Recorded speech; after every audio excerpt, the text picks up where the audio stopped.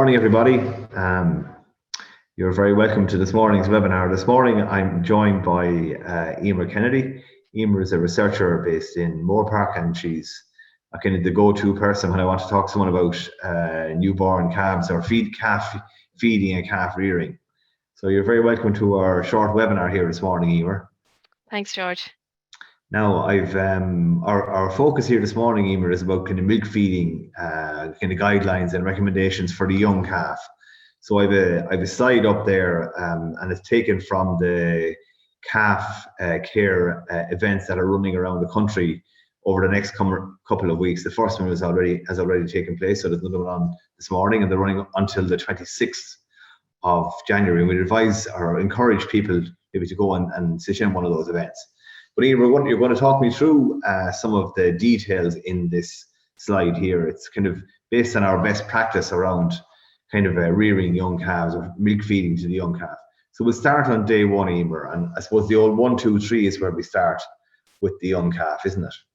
Yeah, so like when the calf is born, I guess the first thing we want to ensure is that the calf is born into a really clean environment, because if we think about it, when the calf is in utero, there's no transfer of antibodies between the cow and the calf. So unlike us, as humans, we're born with a developed and functioning immune system. The baby calf is reliant on that colostrum to kickstart its immune system. So you can imagine if you had no immune system and you were born into a dirty environment, you're immediately going to start picking up bugs. So a clean environment, and then making sure you get the colostrum in as soon as possible. If we talk about the colostrum 1, 2, 3, the first thing is first milking. And really, when we're saying first milking, that's the first milk that the cow produces after she calves. But this, that's the colostrum, but it's also really high in quality. So it's full of like extra growth factors, vitamins, minerals. It's essentially like a superfood for the calf. And really, we only know the quality of that colostrum if we test it, and we can test it using a Brix refractometer. So what we're looking for is values above 22%. So once it's over 22%, that means there's enough antibodies in it to essentially kickstart the calf's immune system and get it going. So that's what we should be feeding. I guess one of the main things to look out for there is the time from calving is one of the big factors that affects the quality of it. So the further you go from calving, the poorer the quality of colostrum. So 9 hours is kind of the cutoff there. So really, like for example, if you have a cow that calves at 5 o'clock in the evening and she's not milked, we'll say, until 8 or 9 o'clock the next morning, the quality of that colostrum will be a lot poorer than if that cow calved, say, at 7 o'clock in the morning, as milked an hour later at 8 o'clock. So that's the big thing, is to check that we have very good quality colostrum. Obviously, iones, and we need to be aware of that as well. Okay, just take us through the whole thing about the 3 litres then. Why 3 litres, Emer? Where does that come from? Okay, so if we're on the colostrum 1, 2, 3 rule, so 1 is first milking, 2 is within 2 hours of birth, and then 3 is our 3 litres. So this is basically just to make sure that the calf is getting enough antibodies into its system.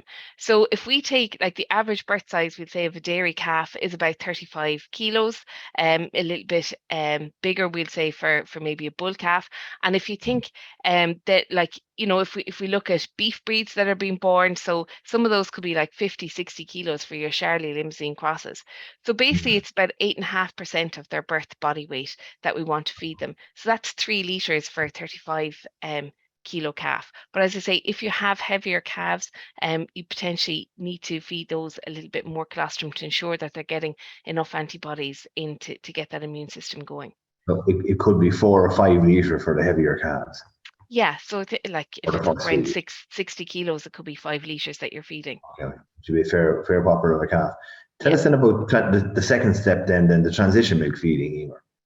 So transition milk then, so like if we look at how the calf absorbs antibodies, like absorption of those antibodies is maximized within the first 2 hours after it's born, and it starts to kind of deteriorate then and wane off. So by 24 hours of age, the calf technically can't absorb any more antibodies. But that said, transition milk should still be fed, because although the calf may not be absorbing the antibodies, there's still a local effect in the lining of the gut, so it's giving extra protection.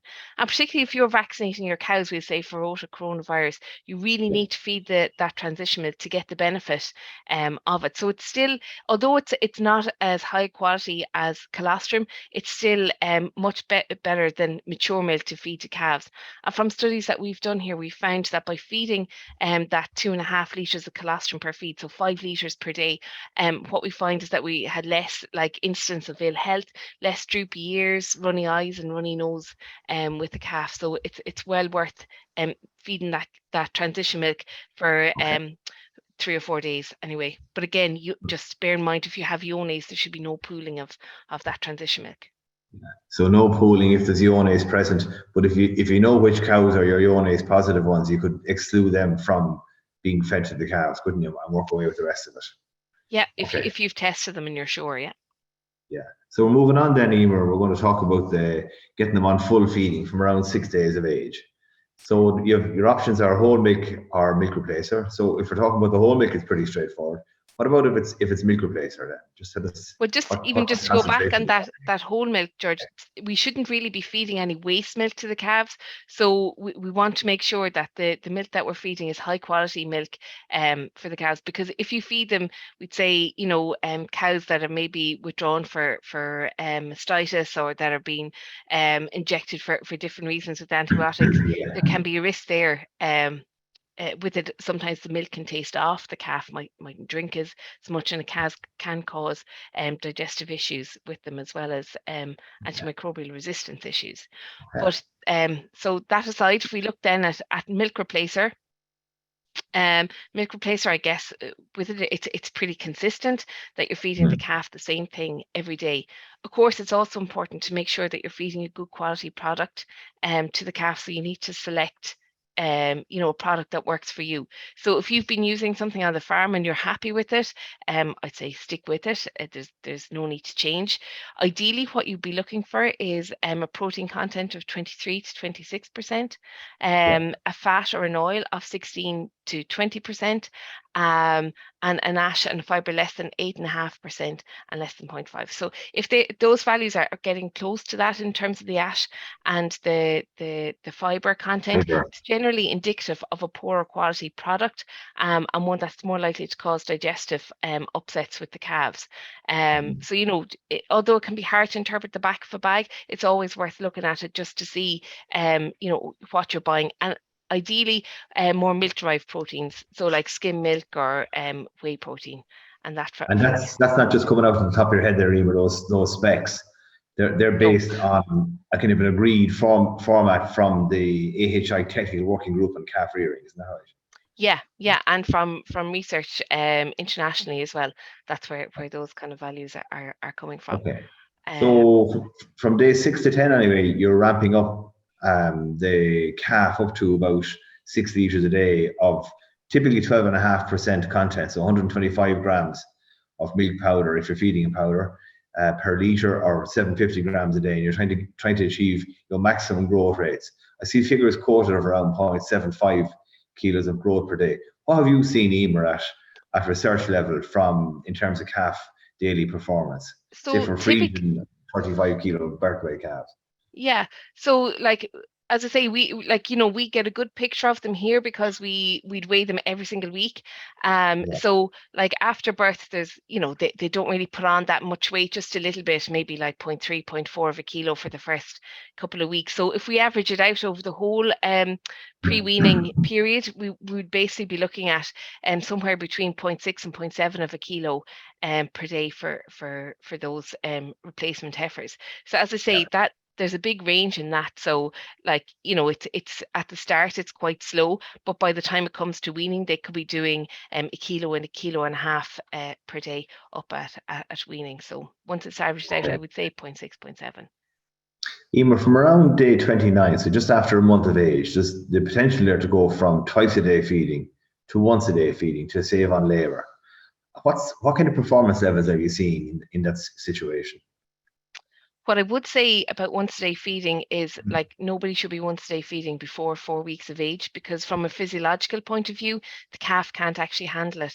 That the amasum is too small for that 6 liters of milk to go in one feed, and also the rumen hasn't developed enough so that they can't utilize the nutrients from concentrate, which you're going to be feeding them a second time during a day. So we need to make sure all those things are in place before we change over to once a day. But from experiments that we've done where we have from 4 weeks of age compared once a day with twice a day feeding, there's absolutely no difference in the growth rate between the calves. It is a big labour saver. The one thing I would say is that if you are once a day feeding, that you need to make sure that the calves have a lot of fresh water and also ad lib concentrate, because they tend to drink a little bit more water, and they also eat a bit more concentrate during the day, I guess, to substitute from that second feed. And also, it's really important that just because you're once a day feeding the calves, it doesn't mean you just check the calves once a day. You still need to thoroughly check them through twice a day at least, to pick up anything that might be sick. And intervene if necessary before there's an outbreak in the shed. But Emer, just to be clear about it, you're talking about a fairly mature calf going on once a day feeding, and you're still feeding the full 6 liters in a single feed when you go to once a day. So when we've done our once a day feeding work, we have fed the 6 liters in one feed. But again, consistency is really important, that you're feeding that calf at the same time every day. So it doesn't matter what time you're feeding them their milk, as long as it's the same time every day. Okay, so it's a big transition. And then you get to about 8 weeks of age, and you're talking about maybe going just to one feed of 3 liters per day for that calf. You're in a kind of a wind down period to weaning, is that right? Yeah, so like what we're trying to do here is, I guess, reduce the milk so that the calves will start to eat more concentrate, so that we're sure that we're getting really good rumen development. And if you think about it, like, if you have calves on a high volume of milk coming up to weaning, and then when you wean them, they're not used to any solid feed, so they're much more likely to lose that weight that they've put on with the milk, and have a much greater post-weaning check. So if we're kind of prepping them essentially for this transition to a more solid feed diet, it's going to be much more beneficial in terms of their post-weaning weight gain. So all that work and money that you're putting in to getting the calf to like weights at weaning, or putting on good weight during the pre-weaning period, it can be undone if you don't I guess get them prepared for that period post weaning. So from that, sorry. No, go ahead, go on, Emer, go on, sorry. No, I was just going to say, like, it's really important that from the start, so from the very start, that the calves are given fresh water and concentrate. So essentially from the first week of life, you're starting off with that coarse ration. You're not talking about a lot, maybe just a handful or two that you're putting in front of them, just for them to nose, to smell, to start getting a little bit of a taste for it, and then they'll start eating more and more as the time goes on. But yeah, it's good to have them start, and water is also essential, because that's needed, I guess, for the bugs in the rumen to digest it, and also for rumen development. Emer, question in there about maybe feeding more than the 6 liters, maybe up to 10 liters a day from an automatic feeder in maybe two liter feeds for the first 40 days. Any opinions on that? Oh, well, like, yeah, they're going to do really well on it. You will get really good weight gains. There's some work internationally. It hasn't specifically been done here yet, where it shows that it's in the first 5 weeks, especially if you feed them very high volumes of milk, that it can lead to improved production performance during the first lactation and that. But I guess if you are feeding those high volumes, the critical thing there is to wean them down gradually, and also to make sure that they're eating enough concentrate. So like, while there's no problem at the start, I would say just be mindful in the second half of that pre-weaning period that you're not going to wean them off, we'll say 10, 12 liters of milk to nothing when they haven't adjusted to eating solid food. And then when we're coming up to weaning time, we often talk about maybe 18% as being the appropriate weight to wean them at. So, for example, for a cow with a mature weight of around 600 kgs, 18% would be close to 110 kilos. So it's going to take a while to do that. We do some more recent research showing that under excellent rearing conditions, we can wean at a slightly lighter weight. Would you like to just maybe share some of that information, please? Yeah, so as part of Hazel Koskins' PhD, we fed calves 6 liters, and we weaned some of them at 8 weeks, and we weaned more of them at 12 weeks. Um, so like obviously the ones at 12 weeks were on milk for 4 weeks longer. Yeah. But what we found was by the time those calves reached 11 months, it was actually the post-weaning feeding regime that was taking effect, not the pre-weaning feeding regime. So essentially like there was no difference. The differences were just there from what we fed post weaning. And then when we looked at it in terms of their milk production, there was no difference either in between the calves those weaned at heifers. 8 or 12 weeks. Yeah. Yeah, so basically what you're saying is that the post-weaning management is really, really important in terms of how the cattle perform, how those calves Yeah. perform. So if you So do a good job after a wean, you don't need to have them at a very heavy weight at weaning. but what I would say is that you really can't take your eye off the ball from the minute that that calf is born. You need to you need to get the colostrum in, you need to get the transition milk, you need to make sure that they're growing throughout. And then when you Yeah. wean them, you also need to keep your eye on them to make sure that they're on like a good trajectory to meet their target weights at the defined points like breeding. So you can't Okay. really afford to take your eye off them at any stage. I often think of the work that Gerard Craig has done with his contract rearing group of farmers over in Roscommon. And he always told me that if they get a health check during the rearing process, that at breeding time it was costing 30 kilos in live weight by then. Now, Yeah. question in there: any benefit to the newborn calf by using probiotic tubes that are being promoted a bit at the moment? They provide a lining of good bacteria in the gut. That's a good To question. be honest, we haven't done any experiments on them, so I can't comment. There is anecdotal evidence there that people have found benefits of them, but we haven't done any Yes. research on So these. it's kind of early days yet with those probiotics.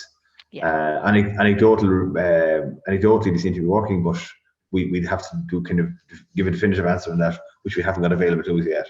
yeah, Maybe something for this spring, Emer, yeah, maybe. at the end of the long queue. Emer, just take us through a little piece on the right hand side of that graph, on the left hand side of that graph there. It's the one about the 400 and then the 150 and 350 grams. It's the powder equivalents, yeah.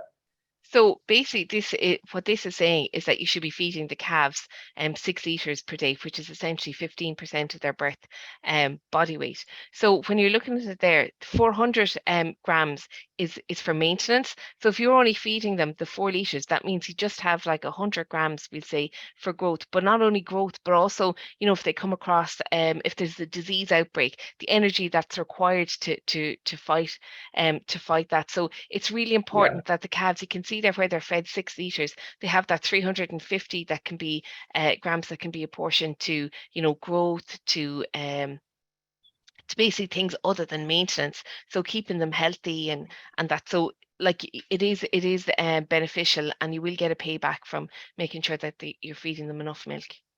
But I suppose it comes back to the point that Porrick made earlier about feeding 10 litres a day. Yes, there's a benefit in terms of growth, but when you look at the longer term thing, do you actually need to have that big advantage at weaning, or a bigger weight at weaning time? Is it going to be just costly again for no additional benefit when she comes into milk later on?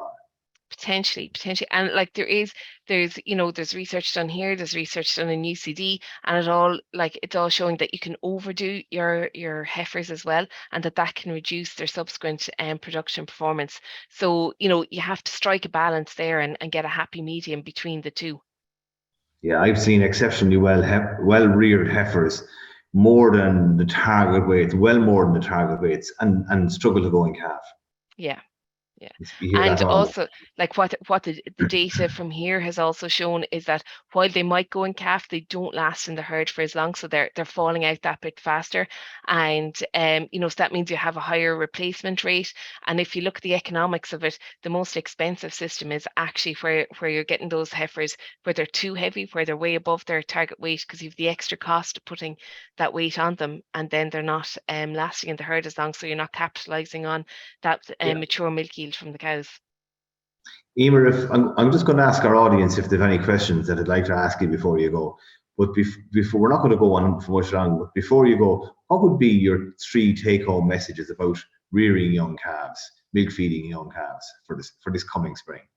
Well, firstly, colostrum to me is like the most critical thing, Absolutely. because the effects are it's not just Correct. that first day. The effects are seen throughout their life. That's It has quantity effects on, and quality, Emer. That's yeah, quantity and quality. Yeah. it's the three things. It's the quality, it's the timing, and it's the quantity. Yeah. So basically following that colostrum 1, 2, 3 rule. If That's number that's the one. best thing, yeah. Hygiene then is of paramount importance, because you want to minimize, I guess, the bugs that the calves have to fend off, essentially, so Yeah. that they have nothing else to do other than grow. And like, my third thing then, I'll group transition milk in with colostrum and say to feed your colostrum and your transition milk. And then after that, to make sure that you're feeding enough milk replacer, but also introducing that concentrate from an early age, so that you're developing the rumen and getting them prepped for life post-weaning. Okay. And Emer, just one question that often comes up. If we're feeding 6 litres a day, could we feed a litre of it as a kind of a transition milk as cows are calving to protect the calves for longer? Or would it be better to just take the clean break after day 5 or 6 and go on to a whole milk powder or whatever afterwards and forget about the transition milk? Could you give a little bit all the way along? Well, it depends. I guess it depends on people's systems. If you have an automatic feeder, like, and you're sticking with the milk powder, some people stay on whole milk, and like, yeah, there's no problem. If you're on whole milk, there's no problem putting in the transition milk into that as well, if you have surplus of it. Okay. Question in there, Emer, about calf jackets. Have we seen any benefits from calf jackets? There's lots of anecdotal evidence to say that people find benefits, and I know lots of people who use them and wouldn't stop using them. Scientifically, there's not really much evidence to show a benefit Yeah. of wearing the jackets, but I guess it depends on a person's shed and situation as well. I think from my own experience, what we've seen, attendee who asked the question, is they do give a benefit in the situation where the temperature of the house is cold, because the critical temperature for a calf, newborn calf, is about 15 degrees or thereabouts. Yeah. So they actually need more milk, or need more energy, to burn more energy if they're cold, and they haven't got the benefit of rumen to protect them. So where a house temperature is low, they'll give you a benefit of the equivalent of around 10 degrees. Where the temperature was low, so there's a benefit there. But after 2 or 3 weeks, they're kind of becoming a kind of a proto-rumen, and it's starting to develop, and the benefits are probably gone at that stage. So if you have a cold house or a lot of cold weather, there may be some advantage to it, but it's generally pretty short-lived. A red lamp would do the same thing if you have young calves as well, maybe. But yes, they have a role to play in some cases. Ladies and gentlemen, look, without further ado, there's no more questions coming in. I'll thank Emer for her quick snapshot there on the kind of the latest on calf feeding. What was I going to say? Just remember that we have calf care events have already kicked off. There'll be one in your area over the next 2 to 3 weeks, so try and get to it if you can. You'll hear some of this material that Emer has presented and a lot more. Next week at the same time, I'm joined by Catherine McAloon from UCD's vet school to talk about managing calves that have scour. So that's something to look forward to next Thursday morning at 10 o'clock. Thanks for listening, and thanks for your attendance here today. And thank you, Emer, very much for your contribution to our webinar series here today. God bless now, and mind yourselves. Bye-bye. Thanks, everyone. Bye.